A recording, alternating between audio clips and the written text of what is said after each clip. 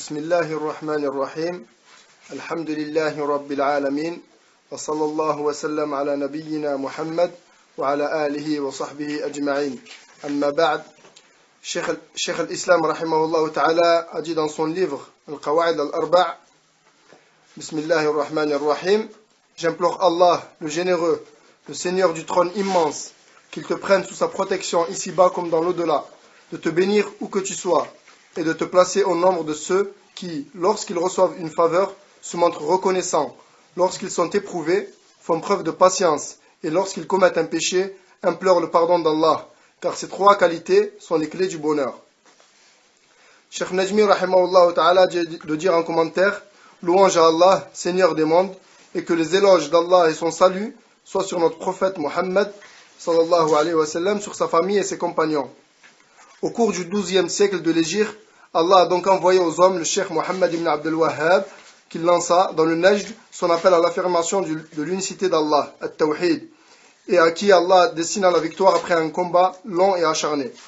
Durant cette période, le Cheikh multiplia les écrits et combattit les polythéistes jusqu'au jour où ils adhérèrent à la religion d'Allah, retournèrent à lui et affirmèrent son unicité. Au nombre de ses écrits les plus profitables figurent les trois fondements, le livre de l'unicité, Kitab al-Tawhid, lever les ambiguïtés, Kashf al-Shubuhat, et le livre que nous nous proposons d'étudier aujourd'hui, les quatre principes, Al-Qawa'id al-Arba'. J'implore Allah, le généreux, le Seigneur du trône immense, de te prendre pour ami et d'être ton allié ici-bas comme dans l'au-delà, de te bénir où que tu sois et de te placer au nombre de ceux qui, lorsqu'ils reçoivent une faveur, se montrent reconnaissants, lorsqu'ils sont éprouvés, font preuve de patience, et lorsqu'ils commettent un péché, implorent le pardon d'Allah, car ces trois qualités sont les clés du bonheur. Quelle merveilleuse invocation! Y a-t-il plus belle invocation? Car celui qu'Allah prend sous sa protection ici-bas et dans l'au-delà, gagnera forcément son salut et jouira d'un rang élevé auprès de lui. Allah l'honorera généreusement en l'accueillant au paradis, demeure de la vie éternelle où il ne connaîtra ni la mort, ni la maladie, ni la décrépitude, mais restera éternellement jeune et en bonne santé. Si Allah te prend sous sa protection dans ce monde, il te facilitera l'acquisition de la science authentique, celle tirée du livre et de la sunna, et t'aidera à la mettre en pratique. Et s'il te prend pour ami dans l'autre monde, il te préservera du châtiment et te destinera à la béatitude éternelle. Le monde intermédiaire entre la vie et la mort, Barzakh, sera pour toi une jouissance, et ensuite tu gagneras le droit d'entrer au paradis. De même, s'il te bénit où que tu sois, te seront facilitées les œuvres pieuses, celles exclusivement vouées à Allah Azza wa Jal, celles que tout être vertueux désire accomplir et qui lui vaudront le bien dans les trois mondes, ici-bas, dans le barzakh et dans l'autre monde. L'auteur a également prononcé cette invocation pour toi, et de te placer au nombre de ceux qui, lorsqu'ils reçoivent une faveur, se montrent reconnaissants, lorsqu'ils sont éprouvés, font preuve de patience, et lorsqu'ils commettent un péché, implorent le pardon d'Allah, car ces trois qualités sont les clés du bonheur. Ce sont là les clés qui permettent d'ouvrir la porte du bonheur parfait, car Allah récompense ceux qui se montrent reconnaissants en leur ajoutant de ses bienfaits, et accorde à ceux qui font preuve de patience une récompense tellement énorme que nul ne peut la cerner ou en évaluer l'ampleur. Ainsi, de source sûre, le prophète sallallahu alayhi wa sallam, parmi les paroles qu'il rapporte de son Seigneur, a dit: chaque bonne action de l'homme est multipliée par 10 et jusqu'à 700 fois, voire plus selon la volonté d'Allah. Allah Azza wa Jal dit: sauf le jeûne, il m'appartient et je me charge de le récompenser. Celui qui jeûne s'abstient d'assouvir ses désirs et de manger pour moi. Et lorsqu'ils commettent un péché, implorent le pardon d'Allah. Ils tombent dans le péché à cause de leur nature humaine, qui les pousse à commettre ce que les hommes commettent en général comme péché, qu'ils en soient conscients ou pas. Mais Allah subhanahu wa ta'ala a promis, et il tient toujours ses promesses, qu'il pardonnerait à quiconque lui demanderait pardon, et qu'il accueillerait le repentir de quiconque se repentirait. Ainsi le prophète sallallahu alayhi wa sallam, parmi les paroles qu'il rapporte de son Seigneur, Hadith Qudsi, a dit: ô mes serviteurs, je me suis interdit à moi-même l'injustice, mais je l'ai interdite entre vous. Ne soyez donc pas injustes les uns envers les autres. Ô mes serviteurs, vous péchez de nuit comme de jour, et moi j'absous tous les péchés. Demandez-moi donc l'absolution et je vous absoudrai. Ô mes serviteurs. Fin du hadith. Puis l'auteur nous informe à la fin de cette invocation que ces trois qualités sont les clés du bonheur avant d'entrer dans le vif du sujet en disant Bismillah ar-Rahman ar-Rahim, alhamdulillahi rabbil alamin, wa sallallahu wa sallam wa baraka ala nabiyyina Muhammad wa ala alihi wa sahbihi ajma'in. Amma ba'd. Aujourd'hui, Inch'Allah ta'ala, nous allons aborder un autre livre parmi les écrits du noble cheikh de l'islam, Muhammad ibn Abdul Wahhab, rahimahullah ta'ala, après avoir terminé l'étude et la lecture du commentaire du noble cheikh Ahmed al-Najmi, rahimahullah ta'ala, du livret intitulé Les trois principes fondamentaux, écrit par le même auteur, à savoir le cheikh de l'islam, Muhammad ibn Abdul Wahhab. Ce livret donc qui parle de Tawhid et qui traite de la question du Tawhid et dans lequel nous avons pu voir énormément de principes fondamentaux de cette noble religion. Ce livret qui tournait autour, ou même qui rentrait dans le vif du sujet concernant trois principes fondamentaux qui ne sont autres que les trois questions de la tombe posées par les deux anges Munkar et Nakir à la personne qui vient d'être enterrée, à savoir quel est le Seigneur que tu adores, quelle est ta religion et quel est ton prophète.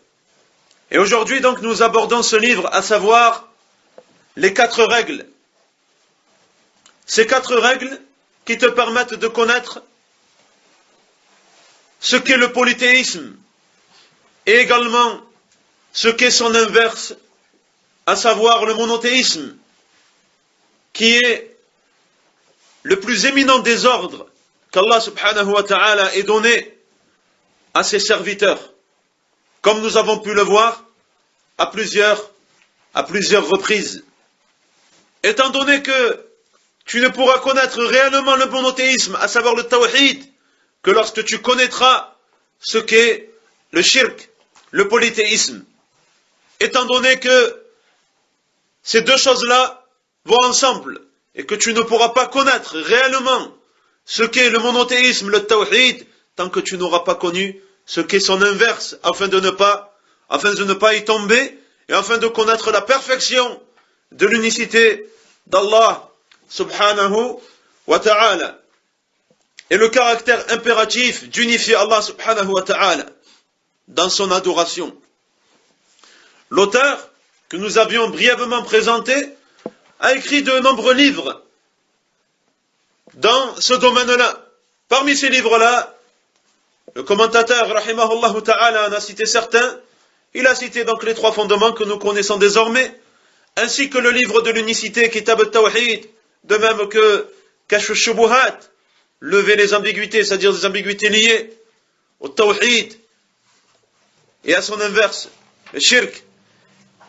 Et également donc ce livret intitulé Al-Qawa'id Al-Arba', les quatre règles.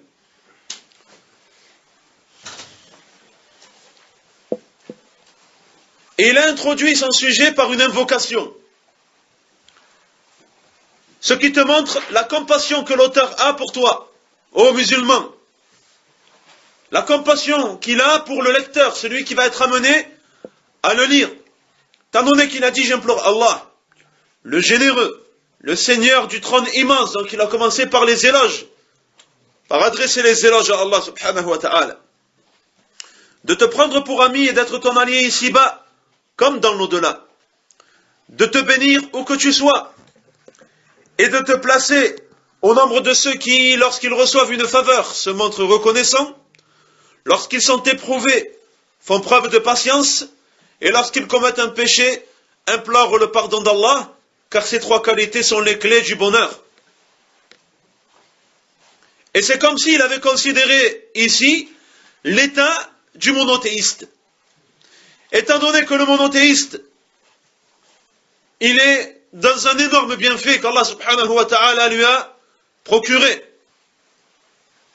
Le bienfait d'être parmi ceux qui affirment de l'unicité d'Allah subhanahu wa ta'ala, et parmi ceux qui ont été écartés du piège du polythéisme qui constitue le péché qu'Allah subhanahu wa ta'ala ne pardonne pas. Inna Allah la yaghfiru an yushraka bih wa yaghfiru ma duna dhalika liman yasha. Certes, Allah ne pardonne pas qu'on lui donne quelques associés dans son adoration, mais il pardonne à qui il veut des péchés moins graves. Et c'est comme si donc il avait considéré l'état du monothéiste, qui est dans un bienfait, et qui se doit donc d'être reconnaissant vis-à-vis d'Allah subhanahu wa ta'ala par rapport à ce bienfait. Et également, ce monothéiste-là, il va être amené à être éprouvé, étant donné que le prophète sallallahu alayhi wa sallam a dit, ceux qui sont le plus éprouvés, ce sont les prophètes, puis ceux qui sont les plus proches d'eux, puis ceux qui sont les plus proches d'eux. Le monothéiste donc est amené à être éprouvé.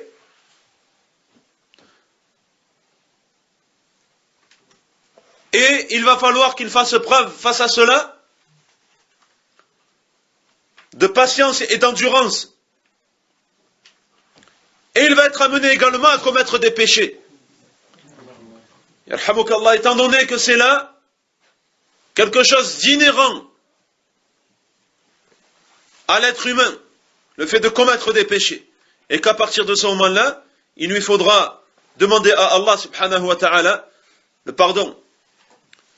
Cette invocation-là, il a tiré d'une invocation qui avait été faite auparavant par un autre des grands savants de cette communauté qui n'est autre que le shir de l'islam, Ibn al-Qayyim, rahimahullah ta'ala, dans son livre Al-Wabil al-Sayyib, dans lequel il avait fait cette invocation-là, ou une invocation similaire. Et il faut savoir que chaque fois que le serviteur il va avoir le tawhid, la manifestation de l'affirmation de l'unicité d'Allah subhanahu wa ta'ala qui va grandir dans son cœur, eh bien il va avoir ces trois agissements qui vont également prendre de plus en plus place dans son cœur, à savoir qu'il va être plus amené lorsqu'il bénéficiera des bienfaits d'Allah subhanahu wa ta'ala à être reconnaissant. Et il sera plus amené lorsqu'il sera éprouvé à faire preuve de patience et d'endurance. Et également il sera plus enclin lorsqu'il tombe dans le péché de demander pardon à Allah subhanahu wa ta'ala et de regretter et de ressentir la grandeur de celui à qui il a désobéi, comme le disaient les salafs. Ne regarde pas la petitesse du péché que tu as commis, mais regarde plutôt la grandeur, considère plutôt la grandeur de celui à qui tu as désobéi. Et donc plus le serviteur va être amené à voir grandir son affirmation de l'unicité d'Allah subhanahu wa ta'ala dans son cœur, plus il sera amené à être reconnaissant lorsqu'il bénéficiera des bienfaits d'Allah subhanahu wa ta'ala, à faire preuve d'endurance lorsqu'il sera éprouvé, et également à revenir repentant à Allah subhanahu wa ta'ala en lui demandant pardon lorsqu'il commettra des péchés. Le commentateur, le noble shir Ahmed al-Najmi rahimahullah a montré la grandeur de cette invocation et son caractère merveilleux lorsqu'il a dit: quelle merveilleuse invocation, y a-t-il plus belle invocation? Car celui qu'Allah prend sous sa protection ici-bas, donc l'auteur il a dit: j'implore Allah le généreux, le Seigneur du trône immense, de te prendre pour ami et d'être ton allié ici-bas comme dans l'au-delà. Donc il a dit: car celui qu'Allah prend sous sa protection ici-bas et dans l'au-delà gagnera forcément son salut et jouira d'un rang élevé auprès de lui. Donc il commence à te montrer les mérites de cette chose-là. Il continue en disant: Allah l'honorera généreusement en l'accueillant au paradis, demeure de la vie éternelle où il ne connaîtra ni la mort, ni la maladie, ni la décrépitude. mais restera éternellement jeune et en bonne santé. Également, il rajoute, si Allah te prend sous sa protection dans ce monde, il te facilitera l'acquisition de la science authentique, celle tirée du livre et de la sunna, et t'aidera à la mettre en pratique. Et s'il te prend pour ami dans notre monde, il te préservera du châtiment et te destinera à la béatitude éternelle, c'est-à-dire au bienfait éternel. Le monde intermédiaire entre la vie et la mort, qu'on appelle al-barzakh, sera pour toi une jouissance, et ensuite tu gagneras le droit d'entrer au paradis, de même s'il te bénit où que tu sois, comme a pu invoquer cela le shir. De même s'il te bénit où que tu sois, te seront facilitées les œuvres pieuses, celles exclusivement vouées à Allah, celles que tout être vertueux désire accomplir et qui lui vaudront le bien dans les trois mondes, ici-bas, dans le barzakh, c'est-à-dire dans le monde intermédiaire entre la vie, Naam. Ici, ils ont dit donc le barzakh, il a dit entre la vie et la mort. Le barzakh, c'est plus à partir de la mort jusqu'au jour de la résurrection. C'est plutôt ça le barzakh. Naam. Et également dans l'autre monde. Et l'auteur a également prononcé cette invocation pour toi. Naam, de te placer au nombre de ceux qui, lorsqu'ils reçoivent une faveur, se montrent reconnaissants, et ainsi de suite, comme nous avons pu le voir. Et nous avons vu qu'il a terminé dans cette invocation par la demande de pardon. Lorsque le serviteur commet un péché, le fait qu'il demande pardon à Allah subhanahu wa ta'ala. Et ceci va mener le serviteur à éloigner de lui tout sentiment d'orgueil qu'il pourrait avoir dans le cœur. Le fait que tu demandes pardon à Allah subhanahu wa ta'ala, ça chasse l'orgueil que tu peux avoir dans le cœur, tout en sachant que cet orgueil-là, il peut être amené à annuler beaucoup d'œuvres, qu'Allah nous en préserve. L'influence néfaste de l'orgueil sur les œuvres est immense. Pour cela qu'il est impératif que le croyant, il fasse un travail sur soi-même afin de chasser cet orgueil. Et le fait qu'il demande pardon à Allah subhanahu wa ta'ala, yarhamukallah, qu'il demande pardon à Allah subhanahu wa ta'ala, c'est une marque, c'est quelque chose qui montre que l'orgueil est en train de sortir. Il y a de l'orgueil, donc il est en train de sortir du cœur. Ou alors la personne est en train de s'en éloigner. De la même manière que lorsque la personne invoque Allah subhanahu wa ta'ala, fait preuve d'humilité devant lui, lui demande de l'aider, lui demande de le guider, c'est également quelque chose qui chasse l'orgueil du cœur. Donc la demande de pardon est très importante. Et également, ça permet de chasser le fait que la personne se sente imbue d'elle-même, qu'elle aime sa propre personne, son ego, qu'elle soit surprise par ce qu'elle considère comme étant des actes grandioses et par le grand nombre de ces actes, comme elle se l'imagine. Le fait d'être imbu de soi-même, c'est quelque chose de très grave qui mène à la perdition, qu'Allah nous en préserve. Il est même arrivé que dans certaines biographies de certaines personnes qui s'étaient égarées au temps des salafs, des plus prédécesseurs de cette communauté, les salafs qui étaient leurs contemporains ont dit celui-ci était sur la bonne voie, puis il s'est égaré. Et en vérité, c'est le fait qu'il était imbu de sa personne qui a fait qu'il s'est égaré. Car à partir du moment que la personne se sent imbue d'elle-même, elle va penser qu'elle peut se suffire à elle-même. Et c'est là qu'elle va ouvrir à sa personne une porte vers l'égarement. Qu'Allah nous en préserve. Et le fait de demander pardon à Allah subhanahu wa ta'ala, ça chasse cette chose-là.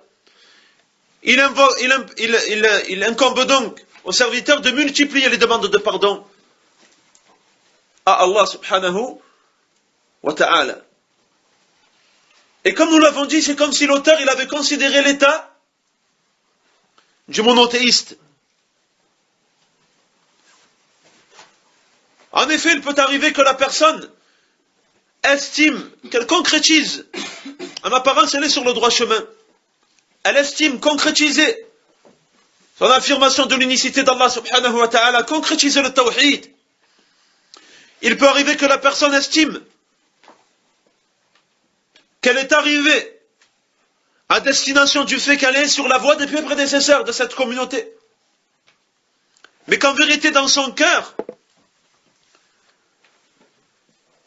il y ait un manque d'humilité vis-à-vis d'Allah subhanahu wa ta'ala.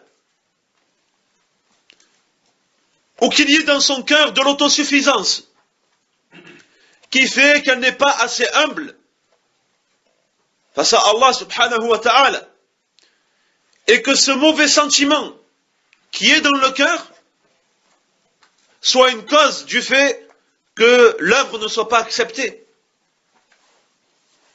C'est pour cela ici que l'auteur donc, il commence par cette invocation-là, par attirer l'attention vers ces choses-là, du fait que elles ont une importance capitale, elles revêtent une importance capitale, et qu'il demande à Allah subhanahu wa ta'ala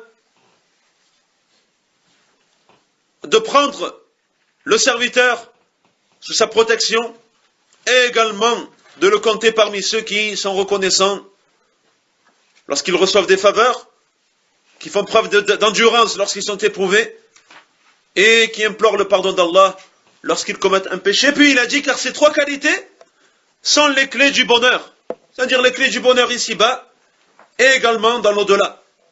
Concernant la demande de pardon, le commentateur a également insisté sur cela en disant,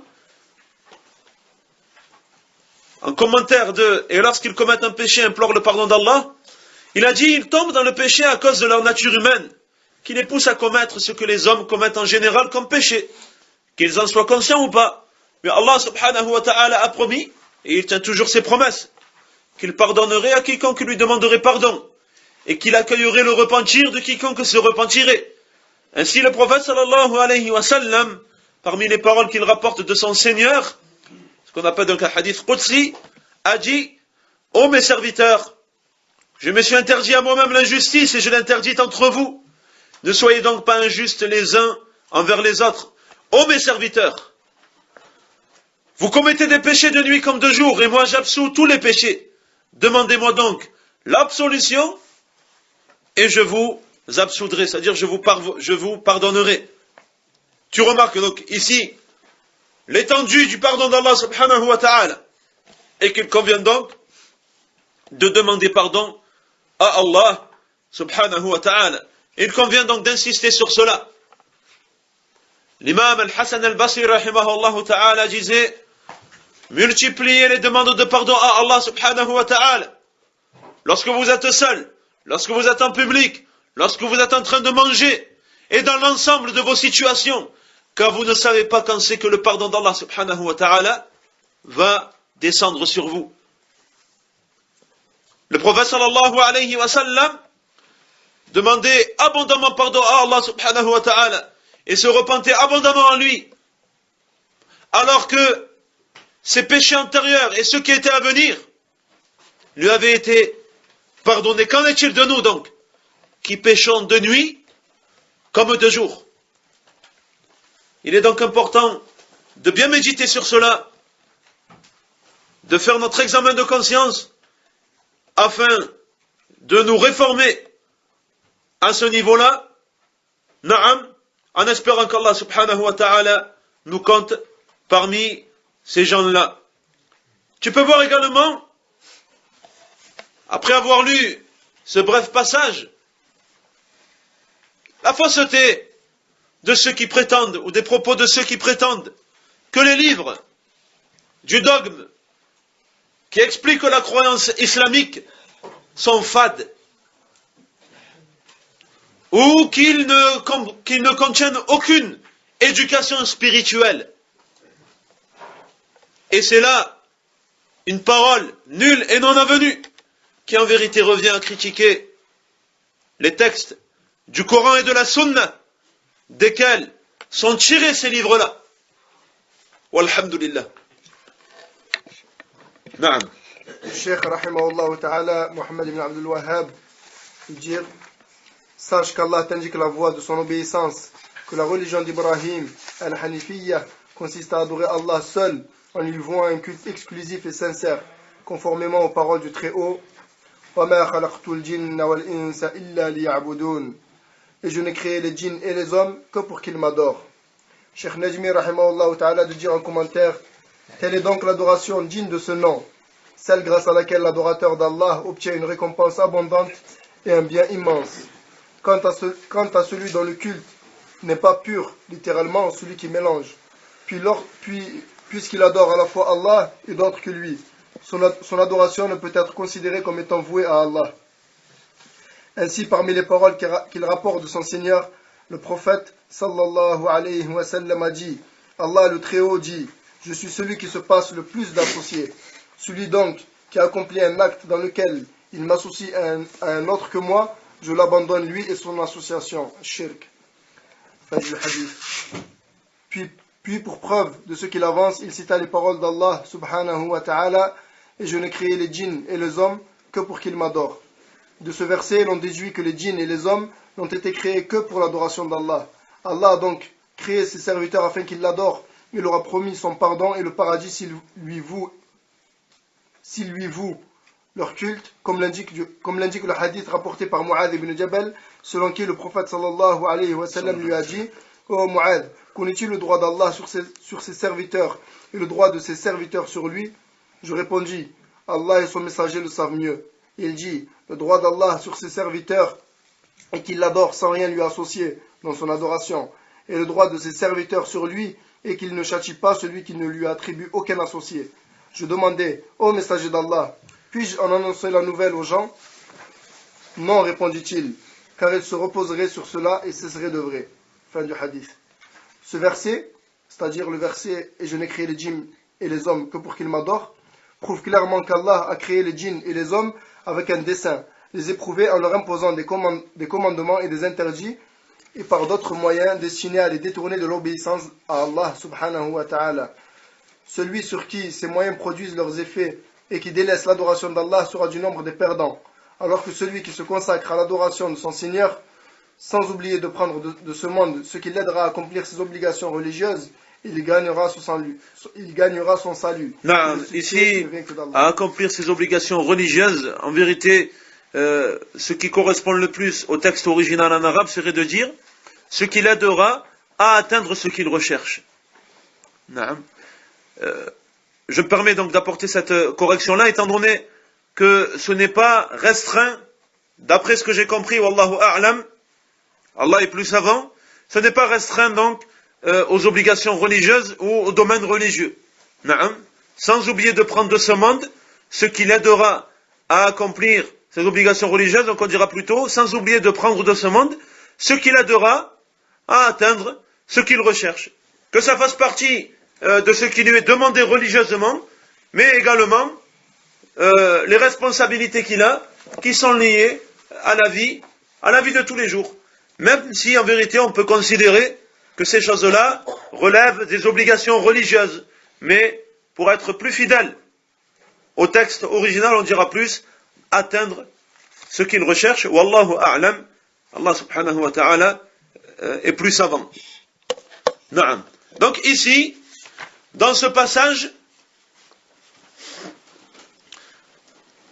l'auteur rahimahullah ta'ala a dit: sache qu'Allah t'indique la voie de son obéissance, que la religion d'Ibrahim al-Hanifiyya consiste à adorer Allah seul, en lui vouant un culte exclusif et sincère, conformément aux paroles du Très-Haut.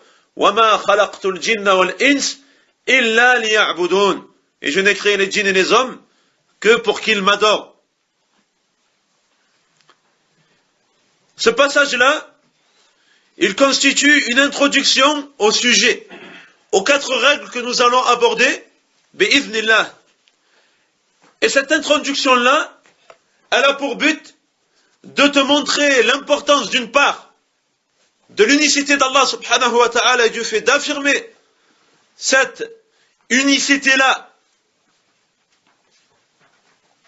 na'am, et également de te montrer la gravité de son inverse, à savoir al-shirk, le polythéisme, qui consiste à adorer autre qu'Allah avec Allah subhanahu wa ta'ala.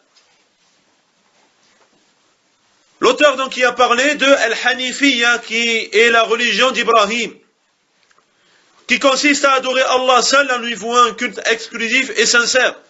En effet, Al-Hanifiyya, ça consiste à se détourner du shirk. Le fait que tu te détournes du shirk. Et également de se tourner entièrement vers le tawhid.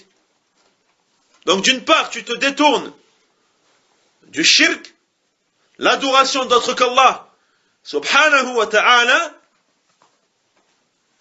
et également tu te tournes entièrement vers le tawhid, l'unicité d'Allah, subhanahu wa ta'ala, qui n'est autre que la sagesse pour laquelle Allah subhanahu wa ta'ala a créé les djinns et les hommes, comme nous le trouvons dans le verset numéro 56 de Surat Al-Dhariyat, وَمَا خَلَقْتُ الْجِنَّ وَالْإِنسِ إِلَّا لِيَعْبُدُونَ. Je n'ai créé les djinns et les hommes que pour qu'ils m'adorent. Et le Cheikh Al-Najmi, rahimahullah ta'ala, dans son commentaire, a expliqué ce principe d'adoration. Et quand est-ce que l'adoration est réellement considérée comme étant une adoration vouée à Allah, subhanahu wa ta'ala, et c'est lorsqu'il a dit, telle est donc l'adoration digne de ce nom, celle grâce à laquelle l'adorateur obtient une récompense abondante et un bien immense.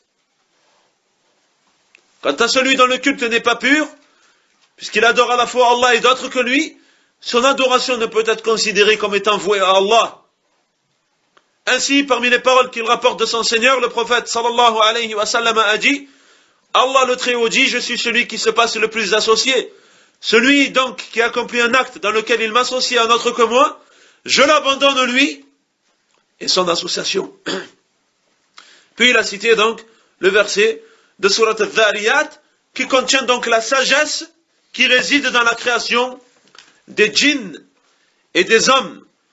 Et nous retrouvons également dans le hadith qu'il a mentionné par la suite, le hadith de Mu'adh ibn Jabal, que c'est également là le droit dont dispose Allah subhanahu wa ta'ala sur ses serviteurs. En effet, le prophète sallallahu alayhi wa sallam s'est adressé à Mu'adh et lui a dit, « Oh Mu'adh, connais-tu le droit d'Allah sur ses serviteurs et le droit de ses serviteurs sur lui ?» Je répondis, Allah et son serviteur le savent mieux. Il dit, le droit d'Allah sur ses serviteurs et qu'il l'adore sans rien lui associer dans son adoration. Et c'est là donc le droit qu'Allah subhanahu wa ta'ala a sur ses serviteurs. Et le droit de ses serviteurs sur lui, qu'il ne châtie pas celui qui ne lui attribue aucun associé. Et ce droit que les serviteurs ont, na'am, sur Allah, c'est un droit qu'Allah subhanahu wa ta'ala s'est lui-même rendu obligatoire. Ce n'est pas quelqu'un qui est venu rendre obligatoire à Allah cette chose-là, non, c'est lui-même. De par ses faveurs, de par sa générosité, il s'est rendu obligatoire à lui-même le fait de ne pas châtier ses serviteurs si il n'adore rien d'autre que lui, subhanahu wa ta'ala, et qu'il ne lui associe rien dans son adoration.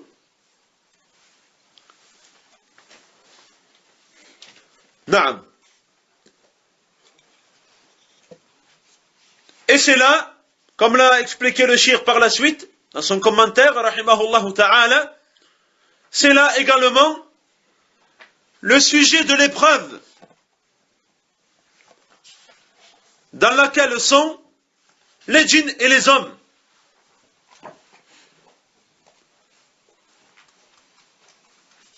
Et que c'est là le but pour lequel ils ont été créés, à savoir les éprouver en leur imposant des commandements et des interdits, et par d'autres moyens destinés à les détourner de l'obéissance à Allah. Toute cette épreuve-là, donc, afin que se distingue celui qui va concrétiser l'adoration d'Allah subhanahu wa ta'ala, et être sincère dans son culte vis-à-vis d'Allah subhanahu wa ta'ala et ne rien lui associer, le distinguer de celui qui ne concrétisera pas cela et qui tombera dans le polythéisme, qu'Allah nous en préserve. Naam. L'auteur, rahimahullah ta'ala, a dit: maintenant que tu sais qu'Allah t'a créé pour que tu l'adores, sache que l'adoration n'est digne de ce nom que si elle est accompagnée du tawhid, de même que la prière n'est digne de ce nom qu'avec la purification. Donc, si le shirk s'insinue dans l'acte d'adoration, celui-ci est corrompu, à l'image de la pureté rituelle de celui qui a perdu ses ablutions. Cheikh Najmi, rahimahullah ta'ala, de dire en commentaire: le cheikh donne ici un exemple concret qui permet de comprendre une notion abstraite. Le shirk annule l'acte d'adoration de la même manière que perdre ses ablutions annule la pureté rituelle, at-tahara. Par conséquent, quiconque introduit le shirk dans son adoration l'aura corrompu. Celle-ci ne sera plus valable et il n'en tirera aucun profit. De même, perdre ses ablutions annule la pureté rituelle, que l'adorateur soit debout en prière ou en dehors de la prière. Il doit mettre un terme à sa prière s'il était en train de prier, ou ne pas l'entamer s'il ne priait pas encore. Si malgré cela il débute sa prière, il est considéré comme un fou qui a perdu la raison, à l'image de celui qui espère que son acte d'adoration sera valable alors qu'il est accompagné du shirk majeur.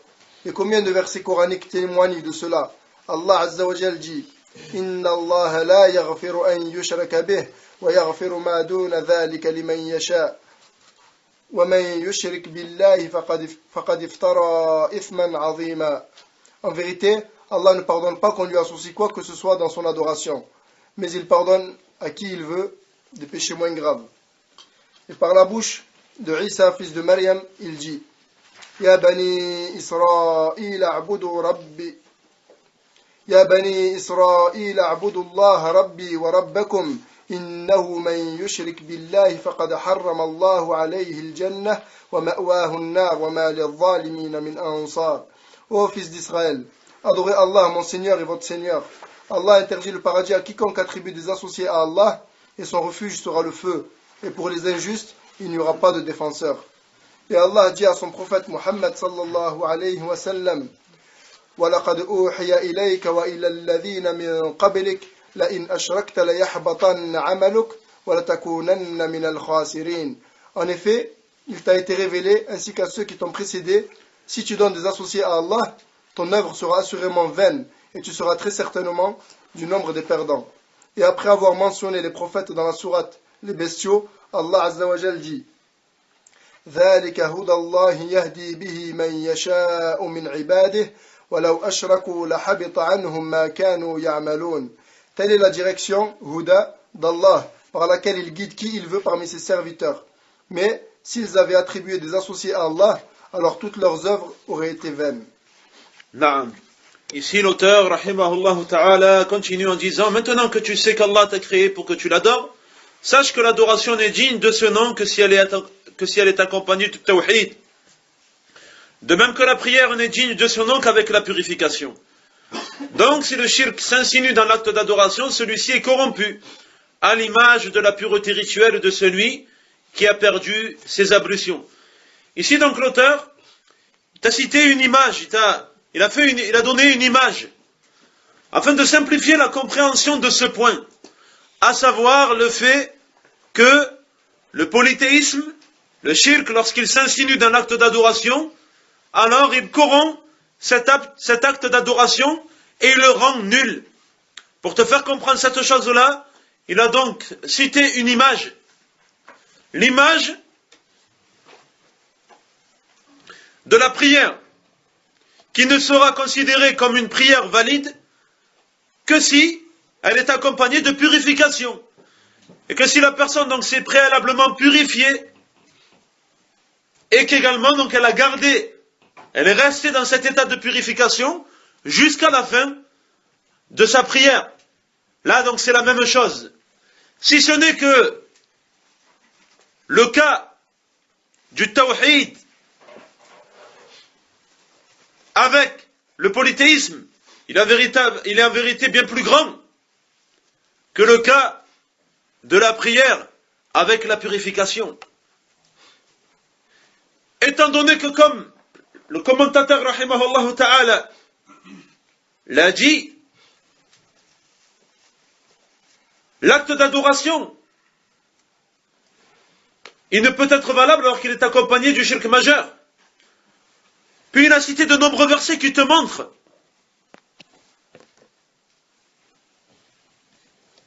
la conséquence du fait de tomber dans le polythéisme majeur, qui sont bien plus grandes que le fait de ne pas prier, ou de prier plutôt, sans être purifié. Et il a ainsi cité plusieurs versets. Inna Allah la yaghfiru wa yushraka bih, wa yaghfiru ma duna dhalika liman yasha, wa man yushrik billah faqad iftara ithman 'azima. En vérité, Allah ne pardonne pas qu'on lui associe quoi que ce soit dans son adoration, mais il pardonne à qui il veut des péchés moins graves. Et quiconque associe quoi que ce soit à Allah dans son adoration a certes fomenté ici, ou a certes commis un énorme péché. Et également, la parole d'Allah subhanahu wa ta'ala, dans laquelle il mentionne les propos de Isa, fils de Maryam, lorsqu'il a dit Ya bani Israël, a'budullaha rabbi wa rabbakum, innahu man yushrik billah faqad harrama Allahu alayhi al-jannata wa ma'wahu an-nar, wa ma lidh-dhalimin min ansar. Ô fils d'Israël, adorez Allah mon Seigneur et votre Seigneur. Allah interdit le paradis à quiconque attribue des associés à Allah, et son refuge sera le feu, et pour les injustes il n'y aura pas de défenseur.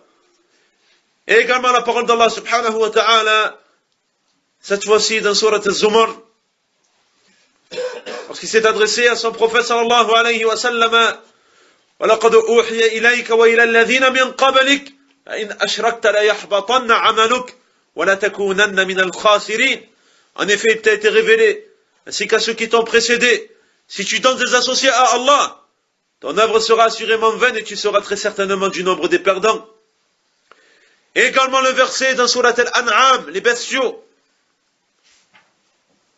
lorsque Allah subhanahu wa ta'ala a mentionné un certain nombre de prophètes et qu'il a dit ذَلِكَ هُدَى اللَّهِ يَهْدِي بِهِ مَنْ يَشَاءُ مِنْ عِبَادِهِ وَلَوْ أَشْرَكُوا لَحَبِطَ عَنْهُمْ مَا كَانُوا يَعْمَلُونَ.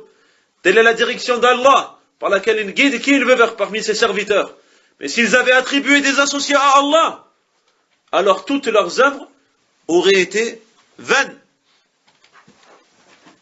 Et il convient ici, et il est peut-être opportun de revenir justement à ce passage coranique dans Surat Al-An'am, à partir du verset numéro 83.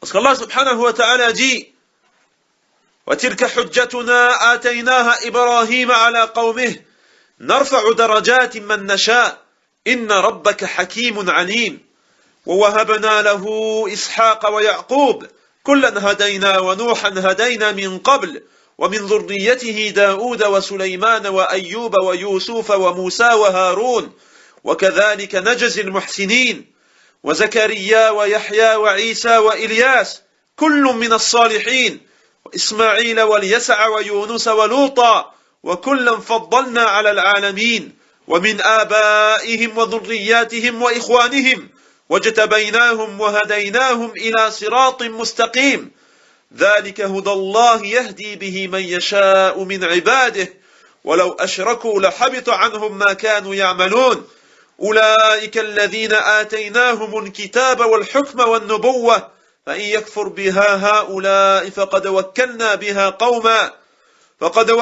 بها قوما ليسوا بها بكافرين أولئك الذين هدى الله فبهداه مقتده قل لا أسألكم عليه أجرا إن هو إلا ذكرى للعالمين. Tel est l'argument que nous inspirâmes à Ibrahim contre son peuple. Nous élevons un haut rang qui nous voulons, ton Seigneur est sage et omniscient. Et nous lui avons donné Ishaq et Yaqub, et nous les avons guidés tous les deux. Et Nuh, nous l'avons guidé auparavant. Et parmi la descendance d'Ibrahim et de Nuh, Daoud, Sulaiman, Ayyub, Yusuf, Moussa et Haroun. Et c'est ainsi que nous récompensons les bienfaisants. De même que Zakaria, Al-Yasa', Isa et Ilyas, tous étant du nombre des gens de bien. De même que Ismaïl, Al-Yasa', donc auparavant j'avais dit Al-Yasa', c'est en vérité Yahya, Ismaïl, Al-Yasa, Yunus et Lut. Chacun d'eux, nous l'avons favorisé par-dessus le reste du monde. De même une partie de leurs ancêtres, de leurs descendants et de leurs frères. Et nous les avons choisis et guidés vers un chemin droit. Telle est la direction par laquelle Allah guide qui il veut parmi ses serviteurs. Mais s'ils avaient donné à Allah des associés, alors tout ce qu'ils auraient fait eût certainement été vain. C'est à eux que nous avons apporté le livre, la sagesse et la prophétie. Si ces autres-là n'y croient pas, du moins nous avons confié ces choses à des gens qui ne le nient pas. Voilà ce qu'Allah a guidé. Suis donc leur direction. Dis, je ne vous demande pas pour cela de salaire. Ce n'est qu'un rappel en l'intention ou à l'attention de tout l'univers. Tu vois donc ici l'importance du tawhid et la gravité du polythéisme. La gravité du polythéisme dans le fait qu'Allah subhanahu wa ta'ala ait dit, mais s'ils avaient donné à Allah des associés, alors tout ce qu'ils auraient fait eût certainement été vain. Et également le mérite et l'importance du tawhid dans le fait qu'Allah subhanahu wa ta'ala ait cité tous ces prophètes-là dont nous avons pu entendre le nom. Et également, donc, il a montré que leur voie, c'était le tawhid. Et ensuite, il a dit, voilà ce qu'Allah a guidé. Suis donc leur direction.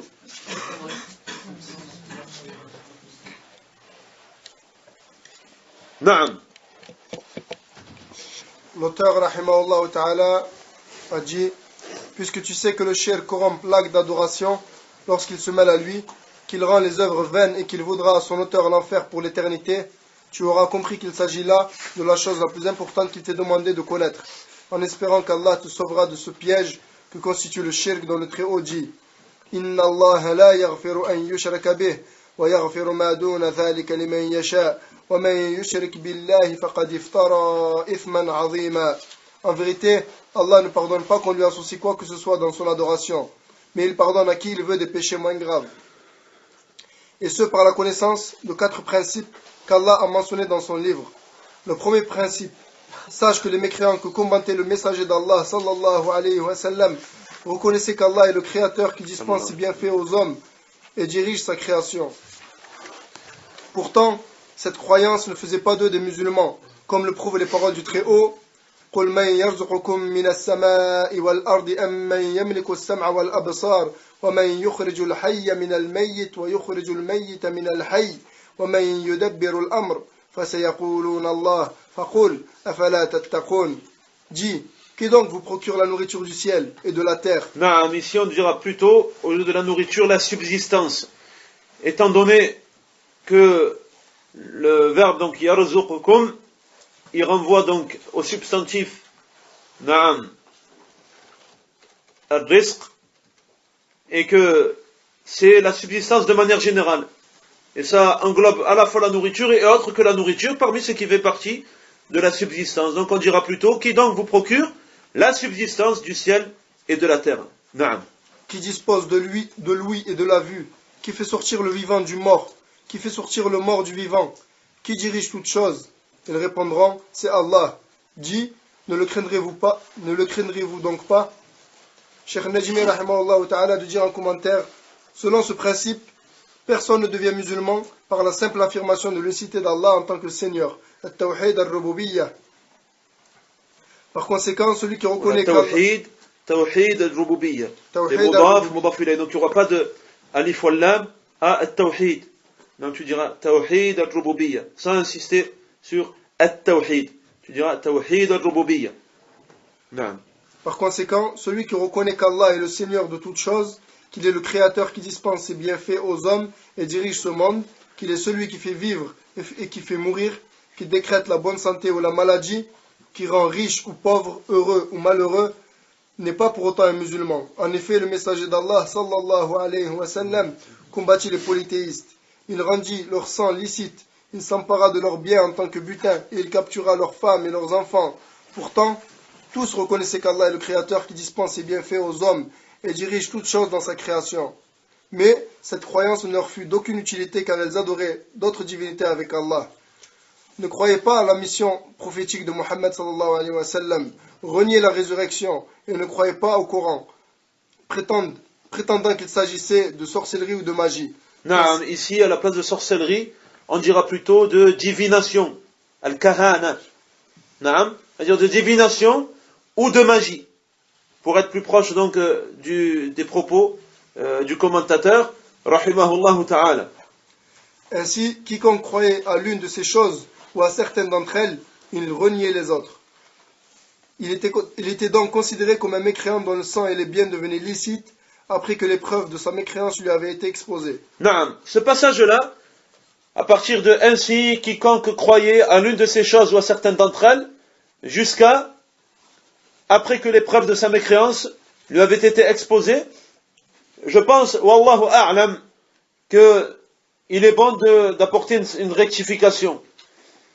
Ici, je pense que le frère traducteur, Jazahullahu khaira, qu'Allah le récompense pour ses travaux de traduction et qu'il le préserve, je pense qu'il a confondu entre le passé et le conditionnel, étant donné que conditionnel ici, donc dans les termes arabes qui sont utilisés en arabe, na'am, conditionnel, il t'amène à utiliser le verbe au passé. Na'am. C'est ce qu'il a fait ici, donc il a traduit comme si c'était au passé, alors qu'en vérité, c'est au conditionnel. C'est pour cela qu'il serait préférable de dire ainsi quiconque croirait, à la place de croyait, à l'une de ces choses, ou à certaines d'entre elles, et renierait, à la place de il reniait. Les autres seraient, à la place de il était, seraient donc considérés comme un mécréant dont le sang et les biens deviendraient, à la place de devenaient, licites après que les preuves de sa mécréance lui soient, à la place de avaient été, exposées. Ce qui donne donc, ainsi quiconque croirait à l'une de ces choses, ou à certaines d'entre elles, et renierait les autres, serait donc considéré comme un mécréant dont le sang et les biens deviendraient licites après que les preuves de sa mécréance lui soient exposées. Donc, en fait, l'auteur, il a voulu faire une comparaison, un rapprochement avec la situation des polythéistes de l'époque et l'état de quelqu'un qui viendrait donc à commettre les mêmes actes que ces polythéistes en question. Naam. Il a donc voulu montrer cette chose-là et montrer donc quel est l'état de la personne, quel est le statut de la personne qui viendrait à commettre les mêmes actes, les mêmes agissements que les polythéistes de l'époque. Naam. Par conséquent, quiconque croit qu'Allah est le Seigneur de toutes choses, croit en la mission de Muhammad sallallahu alayhi wa sallam et en la vie après la mort, mais affirme dans le même temps qu'il est licite de faire appel à des intermédiaires entre les hommes et Allah Azza wa Jal, que l'on invoque en dehors d'Allah en prétendant qu'ils intercèdent auprès de lui en faveur des hommes, celui-ci voit sa prière, salat, rejetée. De même son jeûne, son aumône légale, zakat, son hajj et toute autre œuvre pieuse ne seront pas acceptés conformément aux paroles d'Allah Azza wa Jal. قد قالها الذين من قبلهم فما أغنى عنهم ما كانوا يكسبون. En effet, il t'a été révélé ainsi qu'à ceux qui t'ont précédé, si tu donnes des associés à Allah, ton œuvre sera assurément vaine et tu seras très certainement du nombre des perdants. Ici, apparemment, il y a un petit souci, c'est-à-dire qu'ils ont mis la traduction dans notre verset, qu'on avait vu donc précédemment, alors qu'en vérité, ce verset, donc, sa traduction, ce serait قَدْ قَالَهَا الَّذِينَ مِنْ قَبْلِهِمْ فَمَا أَغْنَى عَنْهُمْ مَا كَانُوا يَكْسِبُونَ. Auparavant, ceux qui étaient avant eux avaient dit la même chose, et en vérité, cela ne leur fut d'aucun profit. Ce qu'ils commettaient ne leur fut donc d'aucun profit.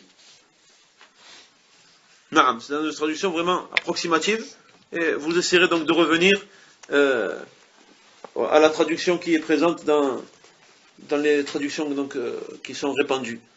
Naam. Le succès ne vient que d'Allah. Naam, donc ici, l'auteur, rahimahullah ta'ala, a continué sa brève introduction en disant, puisque tu sais que le shirk, le polythéisme, corrompt l'acte d'adoration lorsqu'il se mêle à lui, qui rend les œuvres vaines et qu'il vaudra à son auteur l'enfer pour l'éternité, donc il a cité un certain nombre d'effets plus que néfastes du polythéisme, tu auras compris qu'il s'agit là de la chose la plus importante qu'il t'est demandé de connaître, en espérant qu'Allah te sauvera de ce piège que constitue le shirk. Donc regarde comment il a considéré le shirk, il a considéré vraiment comme un piège, à propos duquel Allah subhanahu wa ta'ala a dit Inna Allah la yaghfiru an yushraka bih wa yaghfiru ma duna dhalika liman yasha wa man yushrik billah faqad iftara ithman 'azima. En vérité, Allah ne pardonne pas que l'on associe quoi que ce soit dans son adoration, mais il pardonne à qui il veut des péchés moins graves. Et cette connaissance-là, donc, elle viendra par la connaissance de 4 principes, de 4 règles qu'Allah a mentionnées dans son livre. Le premier des principes, donc, il est rentré dans la première des règles, parmi les 4 règles annoncées dans le titre de ce livret. C'est que tu saches que les mécréants que commentait le messager d'Allah, sallallahu alayhi wa sallam, reconnaissaient qu'Allah est le créateur qui dispense ses bienfaits aux hommes et dirige sa création. Pourtant, cette croyance ne faisait pas d'eux des musulmans, comme le prouvent les paroles du Très-Haut. قُلْ مَنْ يَرْزُقُكُم مِّنَ السَّمَاءِ وَالْأَرْضِ أَمَّنْ يَمْلِكُ السَّمْعَ وَالْأَبْصَارَ وَمَنْ يُخْرِجُ الْحَيَّ مِنَ الْمَيِّتِ وَيُخْرِجُ الْمَيِّتَ مِنَ الْحَيِّ وَمَنْ يُدَبِّرُ الْأَمْرَ فَسَيَقُولُونَ اللَّهُ فَقُلْ أَفَلَا تَتَّقُونَ. Dis, qui donc vous procure la subsistance du ciel et de la terre? Qui dispose de l'ouïe et de la vue? Qui fait sortir le vivant du mort? Qui fait sortir le mort du vivant?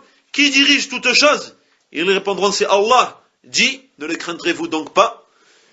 Tu vois donc ici que les polythéistes de l'époque du prophète sallallahu alayhi wa sallam, ils reconnaissaient l'unicité d'Allah subhanahu wa ta'ala dans sa seigneurie. Tout en sachant que cette reconnaissance-là, elle était globale. Mais cela ne signifie pas qu'ils avaient concrétisé leur affirmation de l'unicité d'Allah subhanahu wa ta'ala dans la seigneurie. Étant donné que fait partie de cela le fait d'avoir la ferme conviction qu'Allah subhanahu wa ta'ala va ressusciter les êtres. Or, ils rejetaient cela.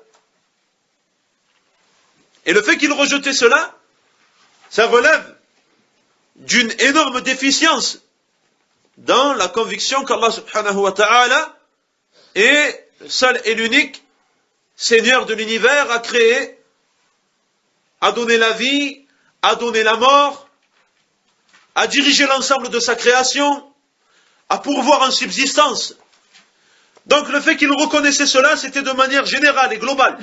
Cela ne signifiait en rien qu'il avait concrétisé.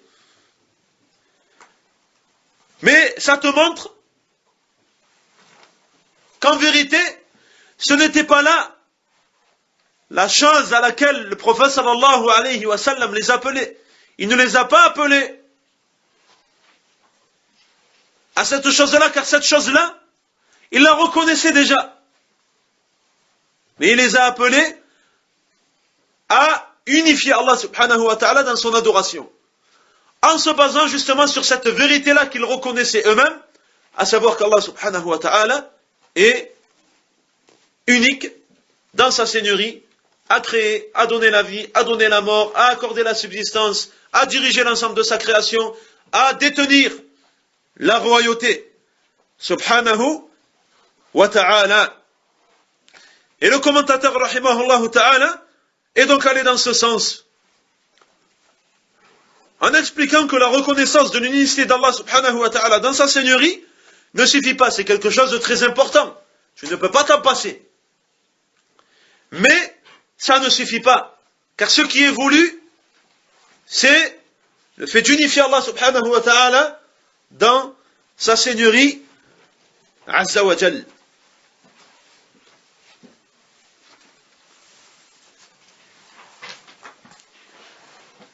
En effet, le messager d'Allah subhanahu wa ta'ala combattit les polythéistes.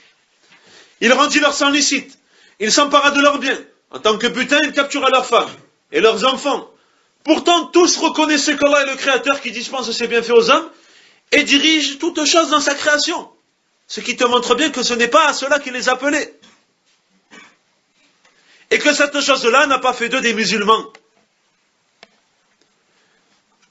Ou pour être plus précis, ce n'est pas seulement à cela qu'il les appelait.